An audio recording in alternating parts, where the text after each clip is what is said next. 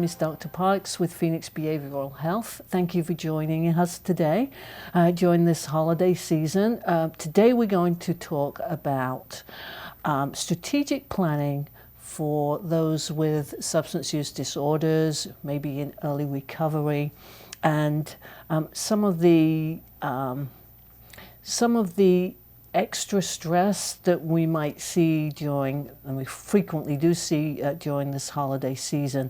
Today I have Christine DesLauriers with us, a licensed social worker and substance abuse specialist. And thank you for joining us today. Thank you. Happy holidays. So during this time of the year, great, fun, exciting time for a lot of people. But today, as we're talking about those in early recovery, it is not so fun and exciting, and it can be a major source of stress because we often, see someone who says, I'm in recovery, I've been in recovery now for 3 months, we're coming up to Christmas, and we're going to be invited to parties, to dinners, and I'm really worried because I don't want to relapse. So I wanted to dedicate today to hopefully being able to come up with some ideas and some helpful tips for those who are in this position. So if we refer to our graphic, step 1, plan ahead. Okay. Yeah, that's essential, really. Yes. I think what I see a lot with clients who come in that are struggling in early recovery with staying clean and sober for the holidays is sort of this thought that they have to go to all these events because they were invited. They have to somehow white knuckle it through the events, which has its own set of stressors and problems, because generally if you don't drink during the event, you're probably going to have a high probability of wanting to drink after the event. Because you're very triggered, and you're also somewhat resentful for not being able to sort of mix in like everyone else. You're a little bit of a third wheel kind of to speak sometimes. So what I would say to people is strategize a little bit. Do you have to go to all these events? There might be some that you can say no to, especially ones that there's going to be heavy out of control drinking at. You don't need to put yourself there in the first part of your recovery. Maybe it won't be a big deal for you 6 months or a year down the road, but right now when you're a little bit fragile in your recovery, probably not a good idea. If you do feel that you have to go to a party, maybe it's a work obligation, you kind of feel you can't get out of it, then there are some strategies you can put into place to help you through that. Another thing may be if you are already going to a support group, you already have a sponsor, perhaps going to a meeting or speaking with the sponsor before you go to the dinner or to the event, even if it may just be a talk on the phone, video talk, but some connection just to kind of serve as an entry into the process. Good idea to plan your own transportation. That way you're not dependent upon anyone else to drive you. And I've just seen that a lot of times. A client will say, I was doing really well. My friends brought me, but they wanted to stay till 3 o'clock in the morning and I was stuck. So, planning to take your own transportation makes it a lot easier to leave when you need to leave. Bring a sober friend. Good idea. Ask someone from either one of your support groups, or if you do have a friend that's very supportive, that you know will not, that will support you when you're not drinking, have them come with you. That's an extra set of eyes to sort of help you, someone that can support you while you're there that's also not going to be drinking, make you feel less sort of out of sync with everyone, which I think everyone, when you're first newly sober, feels a little self-conscious about that. So that's another strategy that you can use. Good one, yeah. And plan ahead for refusal skills. What is the plan? So when so-and-so comes up to you and says, here you go, here's another beer, or I got you whatever drink it is, what am I going to say? What's going to be my strategy for that? Being able to think about potentially worst case scenario and work through that. When I've seen that, I played through that in my mind. When I'm actually in the situation, it becomes almost an automatic response because I've already practiced it, right? And it might be that my plan is to have at all times my own non-alcoholic drink, so no one's going to come bring me a drink anyway. A lot of times, a person may be worried, anxious about what they're going to say when someone asks them, what am I going to say?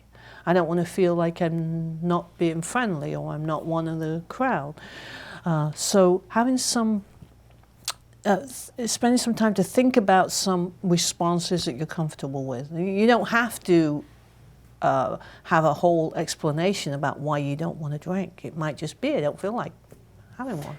Yeah, everyone is different in terms of how they want to handle their recovery. Some people are very open about it and have no problem saying, look, I've made a commitment not to drink anymore, and I'm trying to stay sober, so I appreciate you giving me support in that. Some people are fine with that. Other people don't really want to share that, and that's fine. You don't have to. You can say something as simple as, I'm on a diet. I'm giving up alcohol as part of my diet. You could say that you're on medication. You've had something, the doctor has prescribed some medication for you, and as a result, you're not supposed to be drinking. No one's going to ask you details of that, and it's very acceptable, and people are usually don't think twice about it, and it can get you through, the initial hump of the holiday season. Right. So having a plan out if you need to leave. Coming late and leaving early are excellent strategies too. Right. You don't have to be the first one there. You can arrive a little bit later than you might normally arrive, and make an excuse to leave early. Just make an appearance and go, so that you're not there any length of time. And that gives you also a lot of ability to sort of escape the situation if you're feeling stressed or there. Right. And it may be, sometimes this time of the year people travel. So if you're traveling, that could be a little bit more stressful anyway, and we know that as you become a little more stressed, likelihood that you may be triggered increases as well. I think I was going to say too, I think it's important that people realize that it's not just seeing the alcohol, being at the party and seeing it. You are also hearing the alcohol being poured. You're hearing the tinkling of the ice cubes. You're smelling it. Those are such powerful triggers in your brain. People don't realize that. Actually, it brings back all sorts of memories and feelings of drinking, and even if it doesn't hit you at that all in one fell swoop at that moment of the party, it's probably going to be pinging centers of your brain for cravings that could erupt for you the next day. or a couple days later, and then you're going to wonder, how come I picked up? Exactly. So you have to be really strategic and a little bit gentle with yourselves in the beginning of recovery. So, those triggers can be so subtle that you're probably not even aware of them.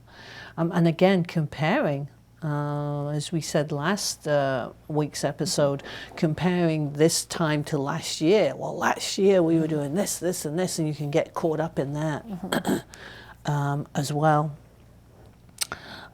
So remembering that we don't have to explain in detail to anyone why we don't want to drink. We can just say, no, we don't want to drink, thank you. And being reassured that we are probably magnifying or overemphasizing what we think other people may be thinking when we say no or when we're not drinking. And usually it's a lot, the reaction is a lot less, right? Yeah, and I think people who are purely social drinkers really don't care whether you drink or not. They'll offer you a drink, you say no, they're more than happy to offer you something else. I think where the problem comes in is when you have a lot of severe drinkers around you or alcoholics around you. They almost demand that you drink like them because they don't want to feel, they know their drinking's not right. And if you're not joining in with them, it sort of magnifies that for them. So there's this pressure to make you drink. So bear that in mind too, because a sort of a social or quote normal drinker isn't going to care whether you drink or not. Usually going into the holiday season, often if I'm working with a client who is in early recovery, we'll take time to actually draw up a what we call strategic planning for the holidays. So, what are the plans? How are we going to respond here and there? What are we going to do? So that they have kind of had that, it's almost like a rehearsal, Another one, number 4, BYO, bring your own, right? But bringing your own drink, I mean, sometimes you'll go to an event and there's lots of non-alcoholic drinks available, but depending on where you're going, sometimes there are not, and that can just catch you off guard too. So bringing your own non-alcoholic drink and having that in hand, you're much less likely to fall into that trap. Yeah, I think for some people, just having like a club soda in your hand with, a slice of lime or something, no one's going to know really what is in there. And you feel a little more better, I think, not because you're self-conscious as it is when you're newly sober. So you don't feel as self-conscious if you're walking around with your club soda and no one's really thinking about it, and you're used to having a drink in your hand. So this is a way to, sort of take care of that piece of it too. Yeah. And as you said earlier, I think it's a really great idea to bring someone with you who doesn't drink, and that can really be a helpful backup and support system, Being aware of my emotional triggers is a really, really big thing. It may be that there are feelings that I'm not dealing with that may be coming up, especially perhaps more so at this time of the year. And the added busyness and stress of everything that's happening and not wanting to relapse can cause a lot of triggers to happen. And so, again, if I'm aware of that, oftentimes, and this is very common in early recovery, I may not be aware of those subtle triggers. All I'm aware of is I I've been in recovery for, I don't know, X amount of times, let's say a few months, and then I suddenly relapsed. But the events leading up to that, whether they were physical, cognitive, thinking things, or emotional, I may not have been aware of. Right. So trying to just put that, being mindful of that as well, can help me navigate more safely. Yeah, when people relapse, they tend to just focus on the moment of the relapse. Like, let's say it's a holiday party, so they say, well, it's the party that made me drink. Okay, to some extent, maybe that, I'm sure that was a factor, but generally the relapse starts weeks or months before you pick up the drink. So it's really pointing to something that's missing from your recovery, where you're not getting enough support. And it's kind of, it's a setup. It's like one thing after another. Maybe you're not going to meetings, maybe you're, you know, there's several things going sideways, and then the event happens, the actual party or something where the alcohol is put in front of you, and then you're drinking. So it's not just the party. It's those things that you mentioned that lead up to it. And in early recovery, there's a very strong tendency to justify. And I can really convince myself that it wasn't my fault at all. It was because you said that, or you did that, or this happened. So being aware of that, and being aware of that internal dialogue too, is so important. I was just going to say too, I think, now I don't know how much COVID is going to impact all of that this year, but traditionally AA and NA have had 24-hour marathon meetings on all the holidays.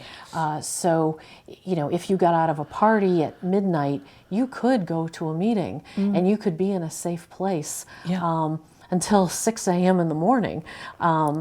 So I would suggest people maybe check with their local recovery groups to see what's being offered, because that is a safe place to go. It's also a place to go if you're alone on the holidays. You can spend all night in meetings with friends, where, and it's not just meetings, it's also food is served, socialization, not being alone. And being in a safe place. So I would encourage people to look for that as well. Very important, and to do that now. Don't wait till the day before. Right. And that's part of the strategic planning, to say we're coming into this to this time of the year, and I want to get things lined up now.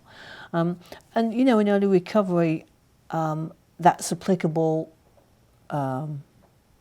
all the time, but especially so at the holiday season. Another thing is to stay helpful, stay busy. You know, if I can find people at the event who perhaps need help with the tables, need help with the food service, need help with this or that, it keeps me focused and active and busy, and a lot less likely also to become triggered. Yeah, soup kitchens. Those people often need volunteers on the holidays. If you're lonely, or if you're feeling like, you know, you might want to pick up, go down to the local soup kitchen or volunteer to deliver Meals on Wheels to people who are stuck and alone, and that can be very rewarding, and it can also keep you busy. Yeah, and for people who love animals, animal shelters often need a lot of help too. So yeah. And church, spirituality, churches are open. You know, that's also a resource. And again, being mindful of who you're with, of what's going on, of how you're feeling, how you're thinking about things, your mood, physical health. You know, are you lacking sleep? Are you tired? All of these factors can add to vulnerability. This is a big one, not just for people in early recovery, for a lot of people in general too, but practicing self-care. And we talked about this last session too, because the focus can be on what I'm doing for everyone else, right? And overcommitments, right? So feeling exhausted, putting myself in a much more difficult, potentially difficult position. So in my plan, I need to carve out times where I say, you know, what about my self-care? What am I doing for myself? And it can be hard for some people, for a lot of people, to do that. Yeah, I think people sometimes feel guilty taking time for themselves, or there's this sort of level of pride, like I shouldn't have to ask for help. Right. But absolutely, you have to, again, in early recovery, you have to be very gentle with yourself. And you can't put too many expectations on yourself. And I think people tend to do that, especially at the holiday time. So it might be a time to say, I'm going to be extra sure to get my workout in, or go for a walk, or to make sure that I'm getting enough sleep. Those are those kind of anchor points, those supports that when you start to disconnect from them, they make you you become a lot more vulnerable. So making sure that you have this strong support system that's in place is really important. And if you're taking medications by the doctor, you know, whether it's antidepressants or anti-anxiety or mood stabilizers, anything like that, it's important to not skip those, to take them on a regular basis. Don't get off track with that, because it's easy to have that go by the wayside, especially if you're traveling at the holidays, and that's going to destabilize you as well. Absolutely, yeah. And our last point, some triggers and traps are optional. So if you know that a particular person is really a very, very heavy drinker, and is going to perhaps be very forceful with you as far as, you know, what you're drinking, you don't have to spend time around them, right? And you don't necessarily have to give them reasons, you know? And again, like we said earlier, depending on how comfortable you are with that person. But if you know that, for example, the office party, that you know is all going to be about drinking, it might be something that you don't want to go to, right? Because you're looking at that likelihood that you can justify it again, or that substance using part of your mind may justify that again. So it was an office party, I just had to go. Right. And you know that it's going to all be, you know, heavy drinking. And sometimes, you know, I mean, number one is your sobriety. You don't want to throw it away for, you know, having going to a party and having fun for a few hours and then losing all the work that you put into it. So if you know that you have a family member, and that family member is going to be a source of a lot of stress, it may be that this year at least that you're not around that person, you know? Yeah, absolutely. And important to say that this trigger may not be that they're necessarily drinking, but they may be someone where there's a lot of emotionally charged interactions, you know? Right, that's important too. Yeah, people, places, and things. Exactly. You have to be mindful of all of that. Yeah. So thank you for joining us today. Hope we came up with some good ideas and strategies for staying sober throughout the holidays. And we, both of us, wish you happy holidays. Thank you for joining us, and we'll see you next week. Thank you. Thank you.